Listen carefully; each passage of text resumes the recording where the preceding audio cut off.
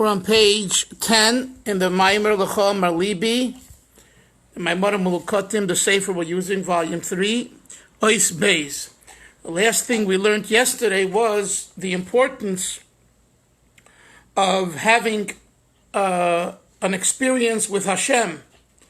And the Rebbe said, practically for the average person, that's through the realizing, recognizing Hashgacha Pratis. And the Rebbe said Hashgacha Pratis can and should be b'muchash. So yesterday we spent a lot of time on the word muchash, muchshis, which means tangible, actual, real. And the idea of Riya Muchshis, to see Hashem in such a clear way as though you could touch him, is something that is not within our experience, at least not on a regular day. But nevertheless, we're charged to have that relationship. So the Rebbe says, yeah, the relationship you can have is echze, mipsori echze leka, and that's why the Navi uses the word echze versus the word ere, because echze represents not the clairvoyance of ere, but nevertheless some form of a relationship which means perception. From my flesh, I will perceive God.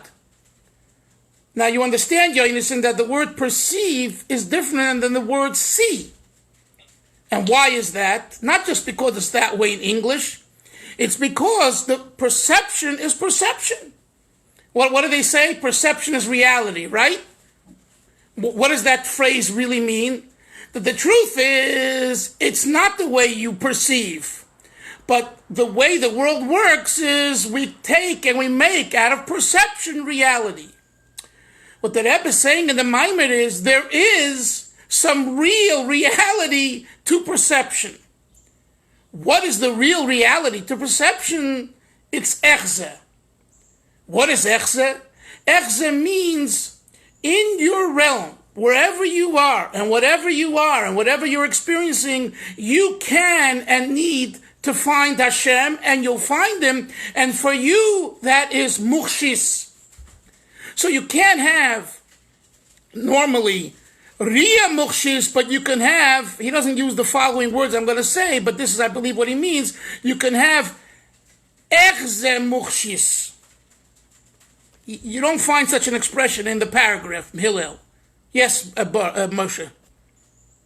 Rabbi Dalvin, just again, the word Muchshis, can you just give it a drop more? Just a definition of that again, I'm sorry. Muchash, it comes from the Hebrew word muchash. You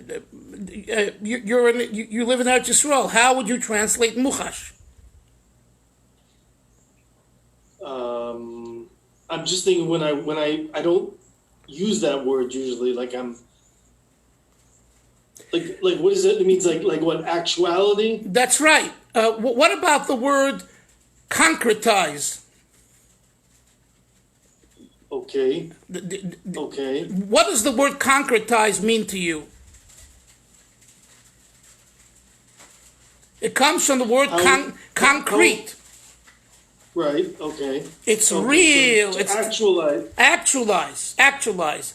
I mean, I usually use the word, it's tangible, but if the word actual speaks more to you, use that word. So you could say actual, tangible. Actually, I like tangible. I like the word tangible. There's another way of using the word in the Hebrew language, hamshachas, not with a chaf. In Chassidus, we have a lot the word hamshacha with a chaf. I'm talking about hamshachas with a ches, hey mem shin, ches sof, which also comes from the root word muchash, lahamshich. Lahamshich means to make it tangible, to make it concrete, to make it real. So there's something called Riya Muchashis or Riya Muchshis, which means the reality of seeing it. Now, Do we see Hashem when we look out the window? No. We see stones and the sun and the trees. What do you mean? I don't see Hashem. What I do see, b'muchash, I see the trees and the sun and the cars and everything else. That I do see b'muchash. So Chassidus talks about having that same seeing experience with God. Well, how could that be? And that's what he's addressing here. And he's saying that for the average person, that cannot be. We don't have Riyah Muchashis in God. As a general rule, right. What can we have and need to have as a general rule? Echze Muchashis. This is my own, I'm coining this phrase. It doesn't say it in the Maamar. Echze Muchashis. Reality, tangibility in Echze. What is the Echze experience? In this Maamar he says, it's Ashgocha Pratis. So when you have an Ashgocha Pratis experience, that is Echze Muchashis. So what is the Ashgocha Pratis? The Ashgocha Pratis is the notion, the idea. In other words, I don't see a face of God. I don't see an image of God. I experience a godly experience vis-a-vis the divine providence that took place in my life. So from that perspective, I see Hashem. Yes, Yonason. Okay. It said in Chumah that Moshe was not trying to see Hashem's face, but he saw his back. So that was like after the fact, hindsight 2020, then he saw Hashem. So Hashgacha Pratis is only after the fact that it happened, then you can see it. You can't really tell what's going to happen in the future. Hashgacha Pratis is hindsight 2020 after the fact. It's a good point you're making, but I really want to think about it more, because the what you're saying is Hashgacha Pratis is in hindsight. I mean, of course that's true, but I'm not convinced that that's the only Hashgacha Pratis, Yonason. Why must Hashgacha Pratis be only in hindsight? Why can't Hashgacha Pratis be before it happens? It is so, how should I say this? It is so sure to you because of your emunah. Now you might say, well, that's emunah. That's not Hashgacha Pratis. That might be a counter argument, right? I want to think about it, but you make a very good point. Hillel and Moshe, did you understand what Yonason said? He made a very good point. Yeah, I think so. Yes, Moshe. What do you say? Moshe, unmute yourself. I'm sorry. I said, if you could maybe give a synopsis of Jonason's point, I didn't quite catch it. Yonason was saying that the difference between Riyah Muchashis and Echze Muchashis, which is Hashgacha Pratis is after the fact. And he quoted the Torah pasuk where it says, Hashem says to Moshe, "Fanai lo yero." You won't see my pnimius. You cannot see. Human being cannot see the face of God. But what did he see? The backside, the kesher of the tefillin. What's the backside represent? The backside, he said, represents the after the fact. The face represents now. The back represents later, the back. So Hashem said to Moshe, you can't have that now experience with me because you can't see God. It's impossible for you to see God. But through Hashgacha Pratis, which comes later, after something happened, you can experience God by thinking about it and realizing it's Hashgacha Pratis. It's like every wrestler knows that if you want to take someone down, you grab him from the back. And we want to bring down godliness, so we grab him from the back. Right. But Moshe, do you understand? That was Yonason's point. So he's saying, Yeah. so what what I said to him, it's a good point. I want to think about it, not now. I want to think about it over the, is Hashgacha, according to Yonison's thinking, at least if I understood him correctly, it's like Hashgacha Pratis is limited to after the fact. And I'm not sure that's always the case. I'm not sure if that's the gather, the category, the condition, the definition of Hashgacha Pratis. But the point he made, initially, it sounds right. Right. It could sound right. I could see why it could sound right. And, in other words, you're driving, Moshe, to get your cloth over there from Beitar when we went to whatever, right? Something happens. You went for one reason, and later on you realize I didn't only go for that reason. Something else happened. So it happened later on. You didn't know that when you started to go, when you went there. Right. And he didn't say this, but this is what I'm adding to what he was saying is that that's why it's echze muchoshis. That it's not ria, it's echze. It's like the backside of ria. So you have like Hillel said, you have the front face, which is ria, seeing God, and you have the back, which is just perceiving God. But again, not perception is reality in a false way, but a real perception. A perception that is valid and authentic. Right. In other words, Moshe, independent of what people say about the perception. Right? Usually, one's perception depends on what others decide about your perception. And either it becomes valid or invalid depending on those that perceive it take your perception and use it a certain way. We're talking about the person to himself, their own perception. And for them, it's real. Let's continue now. Okay. Ois Beis. To explain this further, it says in the Torah, Nase Adam, we shall make man, b'tzalmeinu, in our image, in our form, kidmuseinu, in our image, our form. The ha'adam shelamata, man below, nivra b'tzelem udmus ha'adam elyon, is created in the image and form of supernal man. Kosov, as it says in the Nevuah of Yecheskel that we read in the Haftarah of Shavuos, quote, Valdmus hakisei dmus kemare adam. Yecheskel says he sees a chariot, the throne. So on the image, on the chair, on the throne, the kisei, he sees the mus kemare adam, an appearance that looks like a man, a milmaila that's sitting on the throne. Sheheim eses firis datzilis. What does this Adam, this man sitting on the throne, represent? The 10 spheros, the 10 spheres, the 10 emanations of the world of Atzilus, the world that is closest to Hashem, to Keser, Sheheim B'tzir Adam. And these 10 emanations have a similarity, an image of man. So, you have Chesed and Gevura and Teveres and Chochmah, all the 10 spheros. Man has a compilation of all these 10.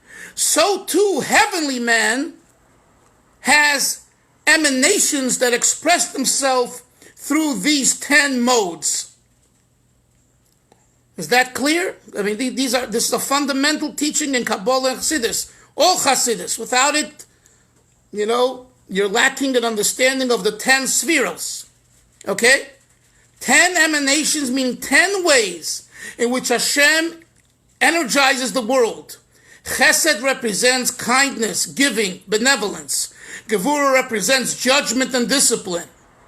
Teferes represents mercy, a charisma, it's a beauty, etc. And he says, "V'lochein hine hayedei hayediyah b'proti koichos hanefesh v'inyoneim," through knowledge of the details of our soul powers, meaning the 10 ways the soul operates, v'inyoneim, and their content, efsher lahavin ulahasik, we can comprehend and understand, b'inyonei elikus, godly ideas, b'sfiras elyonos, in the supernal worlds, the keser, chochma, bina, v'das, chesed, gvura, teferes, netzach, yesod, malchus. So the Rebbe tells us, you want to understand how God operates up there, understand yourself. The more you understand what Keser is within yourself, the better you'll understand Keser of God. And so the rest of the emanations, the spheros. And this knowledge, Hillel, consists of knowing the details of these emanations, including knowing the difference, the general difference, and the specific differences should be called svira between each svira. Someone stops you in the supermarket and says, Moshe, tell me what hod is. Hod. And you tell him. Then he says, tell me what's the difference between hod and netzach. You tell him. So it was 1977.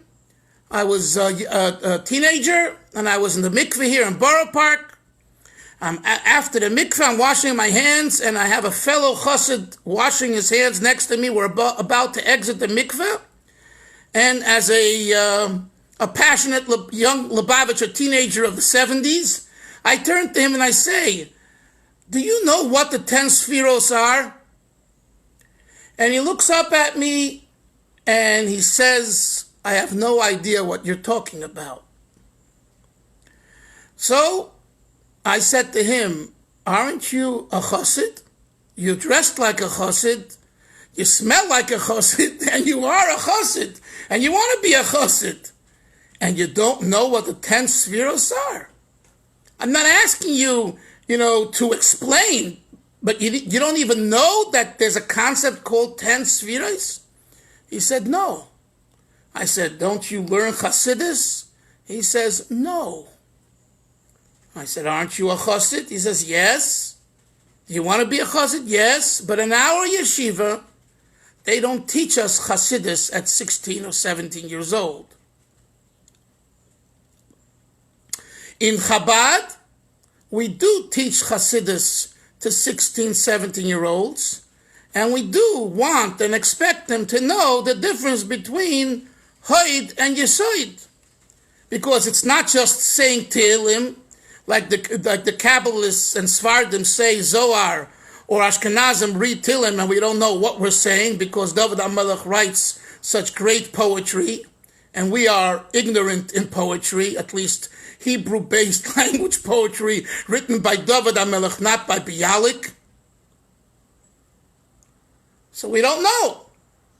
Well, this friend of mine, this chassid, did not know what 10 spheres are. I think, and I hope, and I pray that there's been a change, that at least they know there's such a thing called 10 spheres. Here we're learning in the Maamar, it's not enough just to know that there are 10 spheres. Here the Rebbe says, you need to know, ha'hefresh ha'kloli v'aproti, the general and specific difference between each sphera. You need to know on the tip of your fingers, like Ashrei and Omen Yehi Shmei Rabbah. Let's continue. And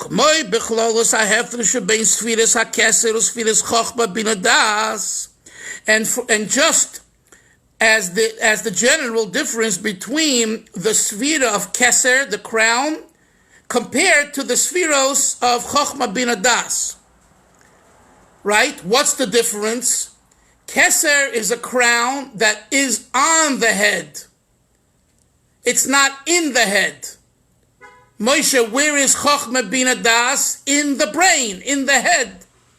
It's faculties of the mind. Is there a difference? Sure. Keser is makif. It encompasses. A practical example, Keser is the wow. You come to the shiur, you come to the lecture, you say, wow. You see an experience, you say, wow, unbelievable. Then your wife asks you, or your son or daughter or friend asks you, could you tell me what are you wowing about? You say, I have no idea. That means you have a makif knowledge. You only have a superficial knowledge. And from a superficial perspective, the wow is the best, is the greatest. But from a pneumius perspective, you still did not digest the wow. And guess what? There's a time that you shouldn't digest the wow, and then there's a time when you need to digest it. In other words, the initial flash of inspiration is more powerful when you go, wow. Right? That excites you. Then you need to take the excitement and break it down and bring it home. Because your wow experience doesn't talk to people at your dining room table who weren't present when you had the wow experience. So you could wow up and down and it means nothing to them. What does mean something to them? When you explain to them in detail why it made such an impact on you, and you use examples and you explain, which is Chochma Bina Das, then they say, we hear you. We don't feel your wow because we didn't have that wow. But we understand with our mind why and how it is that you did have a wow experience. This is Hillel. Are you with me? Because you look like you're frozen on the screen.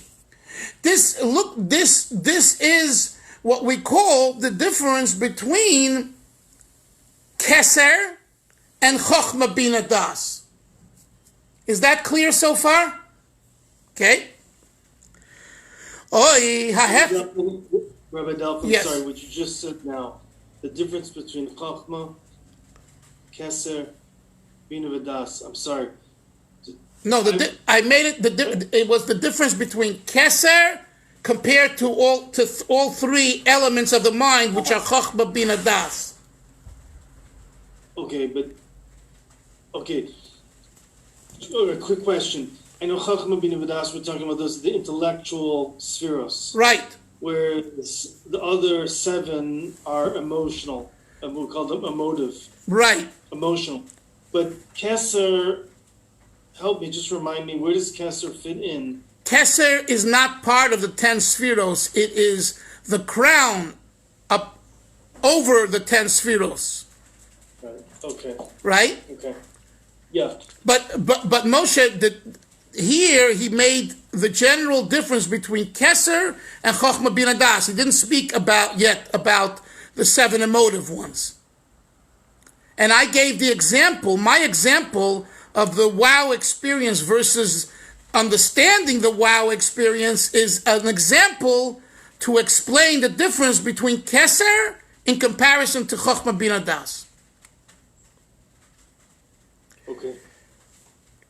The crown of a king, the crown of a Sefer Torah is demonstrative of, wow, we have something very special. There's a crown here. But then you have to ask yourself, what is special about it? I don't know. All I see is just one crown, a crown. I have to learn the Torah with my Chochma, Bina, and Das to understand what is special about the Torah that it deserves a crown. Clear? Yeah. Okay. Back inside the text. Oi, ha'heferish ha'kloli, or take the general difference. Ben Sfiris, Chochma Bina Das. Now he speaks about your difference that you mentioned before, Moshe, La Sfiros, Chesed Gvura Tveres Netzach Hod Yesod Malchus. This is the difference between the intellectual emanations, the intellectual energies, Chabad, versus the emotive ones, Chagas, Nehim. Vahev de la proti shebechlolos asfiris, vasfiris protim besug echot. And this is all a part of his point that in order to understand supernal man, in order to understand Hashem, you need to understand yourself. And therefore, he gives examples of understanding yourself as the spheros are within yourself. And so now he just mentioned the difference between the intellectual and emotive spheros. And then he says, understanding Ahevdel Haprati, the specific differences, distinctions within the spheros, and the spheros within each element. You know, we say during the 49 days between Pesach and Shavuos, the spheros Omer. So you have Chesed Shebechesed and Gvura Shebechesed and Malchus Shebechesed and everything else. That's an example of what, Hillel? That's an example of details within the spheros. Yes, Hillel. Is there somewhere in the Sifrei Chabad that maps across the spheros to the 10 kokos and nefesh is about kind of talks about? Absolutely. Yeah. There is a Maamar that the Rebbe said in 1951, I believe Parshas Amar, Usfartem Lochem. It begins with those words. It's printed. Yeah. There the Rebbe gives an example of what you're asking about for the sphere of Chesed. He gives an example of the 9 within Chesed. Then there is a book, a very important book to read. It's called 10 Keys to Understanding. I've mentioned it to you over the years. It's from Rabbi Mattis Cantor, and he does a phenomenal. That book somewhere, well, take that book out.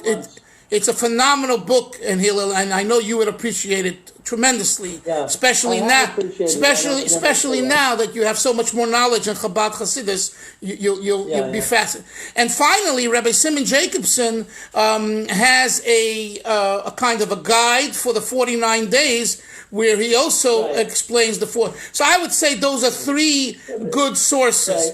Right. Is that you're looking for something that's very good, that's pretty more comprehensive than that one?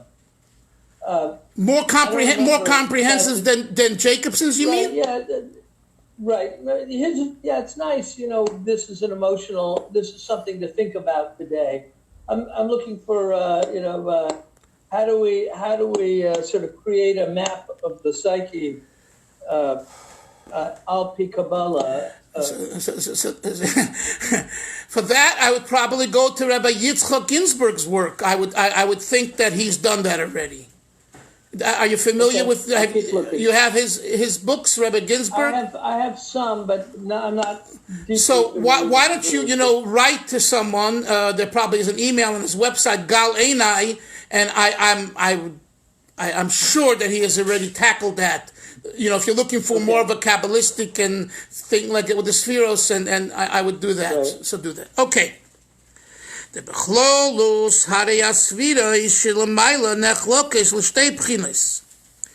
Generally speaking, we can divide the spheros of heaven, the godly emanations, in 2 categories: makifim upnimim, encompassing the word makif, or plural makifim, upnimim from the word pnimius. Sheim shloisha sugim koilalim. They include 3 categories. Makifim. There are, Keser example is the makif. It surrounds, it encompasses. There's no one specific place which you could call its abode, but it's throughout the entire person. Then you have moichin umidos, which is pnimius, because moichin is in the brain, moach. Umidos, and the emotions are in the heart. Uvechol sug, and in each of these categories, hinikol svira hichaluka be'asvira hashniya v'shebesug zeh. Each emanation within these categories are different than the other emanations. Ukemoi, let's say he says, for example, Sfiras Chochbe Birandas, take the emanations of wisdom, understanding, and knowledge. Chabad. Im heyoisom kulam besug hamoicham, although, generally speaking, Moshe, In what category do we put them in? In the category called Moichin. Nevertheless, Hariko Sfiro Sfira, Hichaluka Mizulosa, each Sfira, each emanation, meaning Chochma compared to Bina, and Bina compared to Das is different than each other, Be'etzem Mihusa, in its very essence. In other words, Moshe, what is Chochma? Hasidus Chabad explains, Chochma is creativity. Yonason, what is Bina? Development and analysis. And Hillel, what is Das? Focus and concentration. So overall, we put them into one category, the intellect. But when you start looking at them, each one is so different than the other one, right? You see, there's a person who's a creative person, and there's another person who is an analytical person. Try having the analyst create, they fail. Try having the creative mind sit calmly and analyze. He has, the expression goes, ants in his pants. He can't sit still. But he's a genius in creating an idea. He comes up with the best ideas. But to sit still, he can't. Mattis Cantor, I love the example that he gives in this book. It's stuck in my mind. I read it years ago. The difference between a tree that's rooted in the earth, barring a hurricane and a storm that we had here, it stays in its place. It's there day in, day out. You can count on it. The tree is there. What about the soaring bird who flies high, low, over water, over ground? It's very thrilling. It's very exciting, but you can't count on it because it can get wiped away, knocked down, and goodbye, good luck. So creativity is like the soaring bird. Analysis is like the rooted tree. Is there a difference between the two? Absolutely. Nevertheless, are they both part of the intellectual process? Yes. But one person is a chacham, strong in chachma, and another person is strong in bina. And it's very important to know this, especially if you're an employer, just as an example, and you're hiring someone and you need the creative mind to come up with a certain program, a certain app. You're not going to ask the analyst, because the analyst cannot come up with that idea. That's not the way he or she thinks. What they're good about is sitting and taking the idea and developing it. And then you have a third element to the mind, das. Das is neither creativity or analysis. Das is focus and concentration. And it's I would say it's more rare to find a person with das. Think of people you know, and you'll see, more people that are, I would say the most type of people we usually know and interact with are bina people, analysis.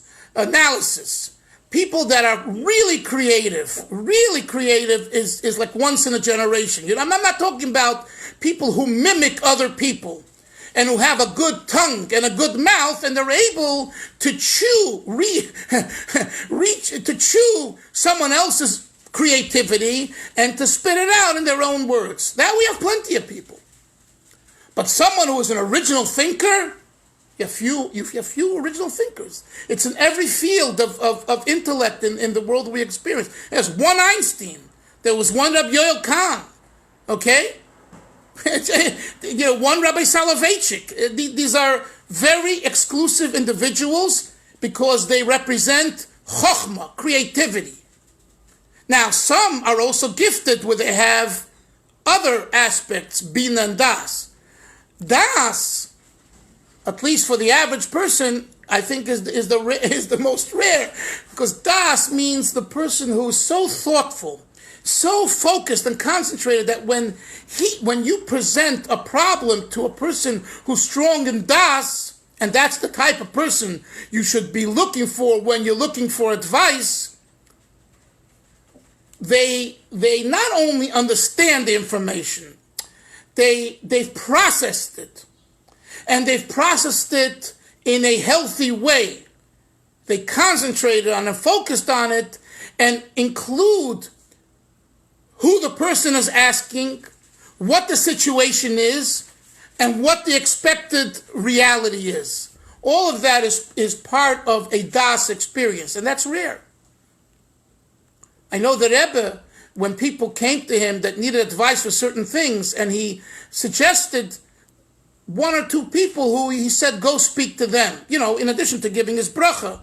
But if you needed something practical, I heard that he suggested. And one of those people who I knew about was, besides a massive Talmud Chacham, was simply a very smart person, meaning very sharp and understood a situation.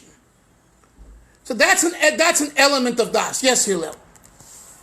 I'm just wondering if you or anyone else in the Chabura can help me to sort of reconstruct a memory. Before I made Aliyah, there was an Israeli company that had an online personality test based on Kabbalah that was recruiting therapists, and I had some interviews with them. And then the company kind of disappeared. Nothing ever happened with it. But the test that they had was all color configurations. I remember taking it, and I don't remember exactly what the results were, but it was all different colors, and they were correlated to the Spiros in some way that ended up being some kind of an algorithm for telling characteristic personality. Has anybody heard of something like this? Okay, I can't remember the name of the company. It was just fascinating. I don't know who the people behind it were. I don't know if they were genuine or not. I don't know, but it sounds fascinating. It does. Yeah. Okay. I have a book here. Happen to have it right here. That I borrowed from this was yes, put out by. I have that book, and in fact, I'm friends with the author. Yeah, I was friends with the author. Yeah, because he talks about here the colors of the Spiros. Right. I know there is definitely a whole tradition in Kabbalah of the colors of the Spiros. This was a different sort of added dimension related to that was new to me, and I was just trying to reconstruct it as we were talking about this. Yeah, I also know Yaakov David Shulman. In fact, he edited one of my books years ago. The book I wrote on Rabbi David Brin, Oliver Sholem, was a shliach in Florida. Yes, so yes, Yonason. Yonason? Pitach Eliyahu that we say on Shabbat, and Shabbat, there is a detailed explanation over there what the spirits are, and giving not a detail, but it's not. They give very interesting points, so maybe Hillel could read that and get some kind of idea. Yeah, no, I'm familiar with that. Okay. What I'm specifically interested in, what was behind my question, was the overlap between that and the 10 kochos hanefesh that the Baal Tanya talks about. We tend to talk about the kochos hanefesh in rather general or vague terms, but how they map to the Spiros in more detail was sort of behind my question. Okay, I'll be happy to sit down and talk to you about that, Hillel. Okay, that's it. Look forward to that review. Okay, so you guys make a time when you could talk, and that would be great about it. Anyway, Chevra, have a great day. Make the best of the day, and we'll see everyone tomorrow in Mitzvah Shem. Sei gesund. Good talking, good learning. Bye-bye. Thank you.